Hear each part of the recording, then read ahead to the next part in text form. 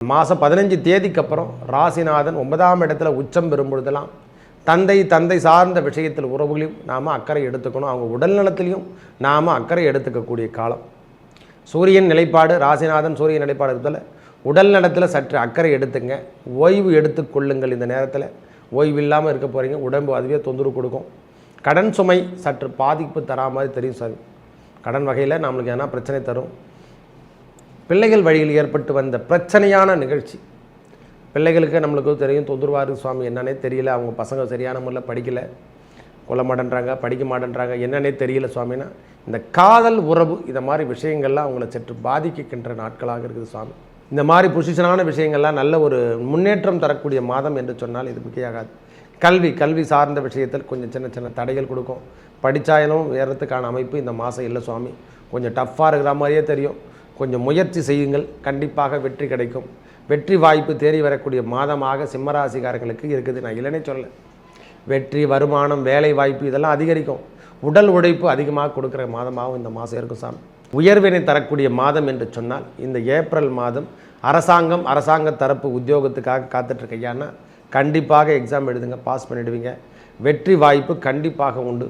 அரசு பணியோ, அரசாங்க பணியோ, இல்லை தனியார் துறைக்கோ, வெளியூரில் போய் நான் ஒர்க் பண்ண போகிறேன்னா கண்டிப்பாக வேலை வாய்ப்புகள் கண்டிப்பாக கிட்டும் இந்த மாதம். அதில் எந்த விதமான தடையும் கிடையாது.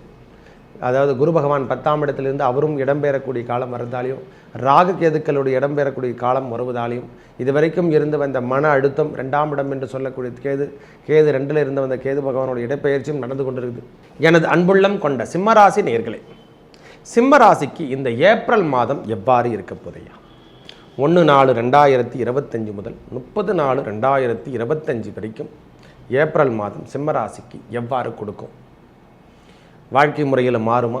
சின்ன உபாதைகள், அதாவது ராசிநாதன் என்று சொல்லக்கூடியவர் 8ஆம் இடத்துல சம்பந்தப்படும் பொழுதெல்லாம் நம்ம ராசிக்கு 2ஆம் இடத்துல கேது பகவான், 8ல் 5 கிரகங்களின் கூட்டமைப்பு, சனி, ராகு, சூரியன், சுக்கிரன், புதன் வக்கர நிவர்த்தி, சுக்கிரன் உச்சம் பெற்று வக்கர நிவர்த்தி அடைவதும், புதன் பகவான் வக்கர நிவர்த்தி அடைவதும், அதுவும் இல்லாமல் குரு பகவான் 10ஆம் இடத்துலையும் 11ஆம் இடத்துல செவ்வாய் பகவானும் வீற்றிருக்காரு. இதன் அடிப்படையில் பார்க்கும் பொழுதெல்லாம் கிரகங்கள் கொடுக்கின்ற பலாபலங்கள் 8ல் 5 கிரகங்களின் கூட்டமைப்பு இருப்பதால் இந்த கடன் சார்ந்த விஷயத்துக்காக நான் ஆதாயத்தை பார்த்துட்ருக்கையா, இந்த கடன் சுமையை அதிகரித்து கொண்டு தான் இருக்குதே கண்டி குறையப்பாடு காணனா செல்வங்கள் சேரும். அதில் எந்த விதமான குறையும் கிடையாது. கடனும் சேர்ந்து வருகின்றார் போல தெரியும். உடல் உழைப்புகள் அதிகரித்து கொடுக்க சுவாமி. இந்த மாதம் அதிகமான உடல் உழைப்பு தருகின்ற மாதமாக இருக்கும் சிம்மராசிக்கு. வேலை சுமை அதிகரிக்கும். வேலை சார்ந்த விஷயத்துக்காக வெளியூர் பயணங்களை அதிகரிக்கும். இரவு பகல் பாராமல் நாம் வெளியே செல்லக்கூடிய பாக்கியம் பெறுவோம். இந்த மாதம் 15 தேதிக்கு அப்புறம் ராசிநாதன் 9ஆம் இடத்துல உச்சம் பெறும் பொழுதெல்லாம் தந்தை சார்ந்த விஷயத்தில் உறவுகளையும் நாம் அக்கறை எடுத்துக்கணும். அவங்க உடல் நலத்திலையும் நாம் அக்கறை எடுத்துக்கக்கூடிய காலம். சூரியன் நிலைப்பாடு, ராசிநாதன் சூரியன் நிலைப்பாடு இருக்கிறதால உடல் நலத்தில் சற்று அக்கறை எடுத்துங்க. ஓய்வு எடுத்துக்கொள்ளுங்கள். இந்த நேரத்தில் ஓய்வு இல்லாமல் இருக்க போகிறீங்க. உடம்பு அதுவே தொந்தரவு கொடுக்கும். கடன் சுமை சற்று பாதிப்பு தரா மாதிரி தெரியும் சார். கடன் வகையில் நம்மளுக்கு எதனா பிரச்சனை தரும். பிள்ளைகள் வழியில் ஏற்பட்டு வந்த பிரச்சனையான நிகழ்ச்சி. பிள்ளைகளுக்கு நம்மளுக்கு தெரியும், தொந்தரவாரு சுவாமி என்னன்னே தெரியல, அவங்க பசங்க சரியான முறையில் படிக்கலை, கொல்ல மாட்டேன்றாங்க, படிக்க மாட்டேன்றாங்க, என்னன்னே தெரியல சுவாமின்னா இந்த காதல் உறவு இந்த மாதிரி விஷயங்கள்லாம் அவங்கள சற்று பாதிக்கின்ற நாட்களாக இருக்குது சுவாமி. கொஞ்சம் பொறுத்து அவங்கள கொஞ்சம் நம்ம கண்காணித்தா தான் வேலைக்கு ஆகும் சாமி. ஏன்னா இந்த சூழ்நிலையில் கிரகங்கள், இந்த 5 கிரகங்களின் கூட்டமைப்பு 8ஆம் இடத்தில் இருக்கிறதால எப்போ அது நிலைகள் மாற்றும், எப்போ நம்மளை நிலைமையை மாற்றி வரும் என்று சொல்லக்கூடிய அமைப்பு இல்லவே இல்லை சுவாமி. எந்த நேரத்தில் மாறும், எந்த நேரத்தில் மாறாமல் இருக்குன்ற சொல்லக்கூடிய அமைப்பு இந்த நேரத்தில் இல்லை. வாழ்க்கை முறை மாறுமா மாறாதா? கண்டிப்பாக மாறும். இந்த ஒரு மாதம் தாண்டின பிறகு தான் நம்மளுக்கு 15 தேதி தாண்டிய பிறகு ஓரளவுக்கு உடலில் இருந்து வந்த பிரச்சனை விலகும், மனசில் இருந்து வந்த பிரச்சனை விலகும். சொத்து சார்ந்த விஷயங்கள், அதாவது 4ஆம் இடம் என்று சொல்லக்கூடிய அமைப்பு, அந்த 4ஆம் அதிபதி இப்பொழுது நல்ல இடத்துல அமர்ந்திருக்காரு. அவரும் வக்கர நிவர்த்தி அடைவதால் உங்கள் சொத்துக்கள் இருக்கக்கூடிய பிரச்சனைகள் விலகிறதுக்கான அமைப்பு, வில்லங்கங்கள் விலகிறதுக்கான அமைப்பு. ரொம்ப நாளாக எதிர்பார்த்துட்ருக்கையா, இந்த சொத்து சார்ந்த விஷயத்தில் மட்டும் கையெழுத்து போட வரமாட்டேன்றாங்கன்னு நினைக்கிறவங்களாம் இந்த ஏப்ரல் மாதம் அதையெல்லாம் அனுகூலத்தை தரும். அதனால் நான் அதிலிருந்து பிரச்சனை, கடன் பிரச்சனை, நோய் பிரச்சனை, எதனா ஒரு செலவினத்துக்கு எனக்கு ஆகும் என்று நினைக்கிறீங்களா, இந்த மாதம் ஏற்புடைய மாதமாக மாறப்போகுது சுவாமி. ஏன்னா சுக்கிர பகவானும் வக்ர நிவர்த்தி அடையக்கூடிய காலம் வருது, புதனும் வக்ர நிவர்த்தி அடைவதால் இந்த வில்லங்கம் சார்ந்த விஷயத்தில் இருக்கிறவங்களுக்கு எல்லாருக்கும் இப்போ கையெழுத்தே போட மாட்டேன்னு சொல்கிறவங்க கூட கையெழுத்து போகிறதுக்கான வாய்ப்புகள் தேடி வரும். ரொம்ப நாளாக இழுத்தடிச்சிட்டு இருக்கையா, இந்த நிகழ்வுகள் எப்போ தான் நடக்க போகுது, எப்போ தான் மாற்றம் கிடைக்கும்னு தெரியல, இந்த வேலை அமைப்பெல்லாம் எப்போ கிடைக்குனே தெரியல சுவாமினா, எதிர்பார்த்திருந்த வேலை வாய்ப்புகள், வெளியூர் வேலை வாய்ப்புனா கண்டிப்பாக உண்டு. வேலை சார்ந்த விஷயங்களும் கண்டிப்பாக முன்னேற்றம் தரும். வருமானம் அதிகரிக்க நான் இல்லைன்னே சொல்லலை சுவாமி, வருமானம் அதிகரித்து கொண்டே இருக்கும், அதில் எந்த விதமான டவுட்டே கிடையாது. மறைமுக வருமானம் அதிகரிக்கும். வண்டி வாகனத்தில் செல்லும் பொழுதெல்லாம் கொஞ்சம் இந்த மாதம் பொறுமையோடும் நிதானத்தோடும் செல்ல வேண்டிய காலம். இரவு நேர பயணத்தை தவிர்த்து கொள்ளணும் சுவாமி, அது விடாது, அப்போ கூட சொல்ல முடியாது. இரவு நேர பயணத்தை தான் நம்ம போகிறதுக்கான பாக்கியமும் கிடைக்கும். இந்த நேரத்தில் இரவு நேர பயணம் தவிர்த்து கொள்வது மிகவும் சாலச் சிறந்ததாக இருக்கும். ஏன்னா 8ஆம் இடத்துல நம்ம ராசிநாதன் சென்று மறைவதால் 8 என்றால் மறைவு ஸ்தானம். இந்த நேரத்தில் சின்ன சின்ன தொந்தரவுகள், மன கசப்புகள் ஏற்படும். கணவன் மனைவி உறவிலும் சின்ன சின்ன கசப்புகள் ஏற்படக்கூடிய காலமாக இருக்குது சாமி. பொறுமை நிதானம் பிரதானம்ன்ற மாதிரி இந்த நேரத்தில் பொறுமையோடு எந்த வேலையும் செய்யுங்க. இந்த எலும்பு சார்ந்த பிரச்சனை, கை கால் வலது கையெல்லாம் நாம் பொறுப்பாக பார்த்துக்கணும். வேலை செய்கிறதுல கவனத்தோடு நாம் செயல்பட வேண்டிய காலம். இந்த நேரத்தில் பொறுமையோடு இருக்கணும். ரைட் சைடு கால் இதெல்லாம் நாம் பாதிப்பு இல்லாத அளவுக்கு நாம் பார்த்துக்கணும் சாமி. சனி சூரியன் தொடர்பு 8ஆம் இடத்துல தொடர்பு கொண்டால் இந்த அடிவயிறு பிரச்சனைகள் கொஞ்சம் கொடுக்கும் சாமி. உணவு செரிமானத்தன்மை இந்த நேரத்தில் கொடுக்கின்ற வாய்ப்பு இந்த மாதம் ஏற்படும். குடல் பிரச்சனை, கர்ப்பப்பை கோளாறு, இதை மாதிரி சின்ன சின்ன தொந்தரவுகள் இந்த மாதம் இருக்கும். அதுக்கப்புறம் ஒரு மாதம் கழித்து அது சரியாகக்கூடிய தன்மை ஏற்படும். ஏன்னா எல்லாவும் 8ஆம் இடத்துல கிரகங்கள் 5 கிரகங்களின் கூட்டமைப்பு இருக்கிறதால கிரகங்களினுடைய அமைப்பு அந்த பிரச்சனையான விஷயங்களை ஏற்படுத்தி தரும்.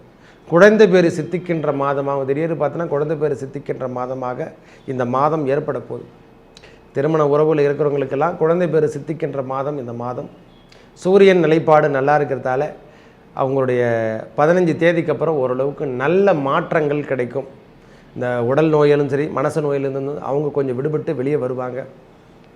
தந்தை ஸ்தானத்தில் இருக்கிறவங்களுக்கெல்லாம் பெரிய முன்னேற்றத்தை காணக்கூடிய வாய்ப்புகள் தேடி வரும். அரசியல் வட்டாரத்தில் இருக்கிறவங்களுக்கெல்லாம் நல் மதிப்பு கிடைக்கும் ஐயா. என்னென்னா கொஞ்சம் அலைச்சல் இருக்கும். இந்த மாதம் முழுவதும் கொஞ்சம் அலைச்சல் படுற மாதிரியே தெரியும். உடல் அலைச்சல், மன அலைச்சல் கண்டிப்பாக இருக்கும். அதில் எந்த விதமான மாற்று கருத்து இல்லை. ஏன்னா அந்த கிரகங்கள் ஒரு கிரகங்கள் எல்லாமே விடுபட்டு செல்லும் பொழுதெல்லாம் ஓரளவுக்கு அதிலேருந்து பனிஷ்மெண்ட்லேருந்து வெளியே வந்துடுவாங்க. ஒன் பை ஒன் வெளிவரத்துக்கான காலம் ஏற்படும். ஒரு சுற்றுச்சூழ்நிலை கொஞ்சம் சரியில்லாமல் இருக்குது சுவாமி. இளம் வயதவருக்கு கொஞ்சம் பார்த்து நடந்துக்குங்க. ஏன்னா இந்த பருவ வயதில் இருக்கிறவங்களாம் காதல் உறவுகள் டக்குன்னு இதெல்லாம் எப்படி வருதுன்னே தெரியாது. அவங்களாலே நம்மளுக்கு தொந்தரவுகள், பெற்றவங்களுக்கு தொந்தரவுகள் ஏற்படும், மன உளைச்சல்கள் ஏற்படும். இந்த மாதிரி விஷயங்கள் இந்த ஏப்ரல் மாதம் ஏற்படும், பார்த்துக்கொள்ளுங்கள். திருமணத்துக்கு காத்துட்ருக்கிறவங்க காதல் திருமணங்கள் கைகூடக்கூடிய மாதம் என்று கூட சொல்லுவோம். ஒரே வார்த்தை சொல்லப்போனால் காதல் திருமணத்துக்காக காத்துட்ருக்கோங்க, திடீர்னு பார்த்தா திருமணம் ஆகிட்டுருக்கோம்.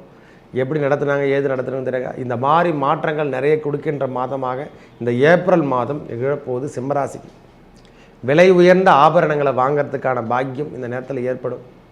வரவு இருந்து கொண்டே இருக்கும். அதுக்கேற்ற செலவீனங்களும் தொடர்ச்சியாக வந்த வண்ணம் இருக்கும் சாமி. வரவுகள் அந்த வரவுக்கேற்ற செலவு என்பது இந்த மாதம் ஏப்ரல் மாதம், அதாவது ரொம்ப கடுமையான தாக்கத்தை கொடுத்த மாதத்துலேருந்து இது ஓரளவுக்கு நிலைவிலிருந்து கொஞ்சம் மாறி வருவீங்க. சில வெளியூர் மாற்றங்களால் உங்களுக்கு நல்ல ஒரு எப்படி சொல்லுதுன்னா சுற்றுச்சூழல் இந்த பிரச்சனையால் ஓரளவுக்கு வெளியூர் போகிறதால ஓரளவுக்கு டிஸ்டர்பன்ஸ், அதாவது மனசில் இருந்த இந்த பிரச்சனையான டிப்ரெஷன் அப்படின்னு சொல்கிற மன அழுத்தங்கள் குறையறதுக்கான காலம் ஏற்படும். ஆன்மீக பயணங்கள் அதிகரிக்கக்கூடிய மாதமாக ஒரு 5 தேதிக்கு அப்புறம் இவங்க ஆன்மீக பயணத்தில் ஈடுபடக்கூடிய அமைப்பெல்லாம் ஏற்பட போது சிம்மராசிக்காரங்களுக்கு. ஆன்மீகம் சார்ந்த விஷயங்களோ இல்லை அறம் சார்ந்த விஷயம் என்று சொல்லக்கூடிய கோயில் திருப்பணி செய்யறதுக்கான பாக்கியம், குடமுழுக்கு இது மாதிரி விஷயங்களில் ஈடுபட்டு தலைமை பொறுப்பாளராக உட்காரப்பாங்க. இந்த மாதிரி பொசிஷனான விஷயங்கள்லாம் நல்ல ஒரு முன்னேற்றம் தரக்கூடிய மாதம் என்று சொன்னால் இது மிகையாகாது. கல்வி சார்ந்த விஷயத்தில் கொஞ்சம் சின்ன தடைகள் கொடுக்கும். படித்தாயினும் ஏறத்துக்கான அமைப்பு இந்த மாதம் இல்லை சுவாமி. கொஞ்சம் டஃப்பாக இருக்கிற மாதிரியே தெரியும். கொஞ்சம் முயற்சி செய்யுங்கள், கண்டிப்பாக வெற்றி கிடைக்கும். வெற்றி வாய்ப்பு தேடி வரக்கூடிய மாதமாக சிம்மராசிக்காரங்களுக்கு இருக்குது. நான் இல்லைன்னே சொல்லலை. வெற்றி, வருமானம், வேலை வாய்ப்பு இதெல்லாம் அதிகரிக்கும். உடல் உழைப்பு அதிகமாக கொடுக்குற மாதமாகவும் இந்த மாதம் இருக்கும் சாமி. உடல் சார்ந்த விஷயங்கள், உஷ்ணம் சார்ந்த நோய்கள்லாம் வரத்துக்கான வாய்ப்புகள், நீர் சத்து குறையறதுக்கான அமைப்பு இந்த நேரத்தில் ஏற்படும். நம்ம இந்த நேரத்தில் வெயில் தாக்கம் அதிகமாக இருக்கிறதால மட்டும் இல்லை சுவாமி நான் சொல்லலை. இந்த நேரத்தில் 8ஆம் இடத்துல சூரியன் நிலைப்பாடு, சூரியன் உச்சம் பெறுவது, கோபம் தாபம் கொஞ்சம் அதிகரிக்கும், கோபத்தை அதிகரிக்கும். கோபத்தை குறைச்சிங்க. பனிஷ்மெண்ட்டான காலம் என்று கூட சொல்லலாம். இந்த நேரத்தில் கோபத்தை குறைத்து கொண்டாலே போதுமான. அதுக்கேற்ற யோகாக்களை நம்ம செஞ்சாவே சரியாயிடும். இரவு நேர பயணம் ஒரு 10 மணிக்கு அப்புறம் எந்த இரவு நேர பயணத்தை தவிர்த்து கொண்டு மறுபுறம் 5 மணிக்கோ இல்லை 4 மணிக்கோ ஆஸ் நம்ம போகிற மாதிரி ஃபாலோ பண்ணிங்கனாவே போதுமானது. 80%. ஏன்னா எச்சடி காலம் என்று சொல்லக்கூடிய காலமெல்லாம் இருக்கிறதால அந்த நேரத்தில் நாம் பயன்படுத்தக்கூடாது. அதுக்கு தான் நேரம் காலம் என்று ஒதுக்கி வச்சுருந்தாங்க. அந்த நேரத்தை தாண்டி நாம் செல்லாமல் இருந்தால் அதுவே போதுமானது. வெளியூர் பயணங்கள்லாம் அந்த நேரத்திலலாம் போகாமல் இருக்கணும். பொறுமை, நிதானம் பிரதானம் என்று சொல்கிற மாதிரி இந்த நேரத்தில் இந்த மாதத்தில் நிறைய நல்ல விஷயங்களும் கிடைக்க போகுது.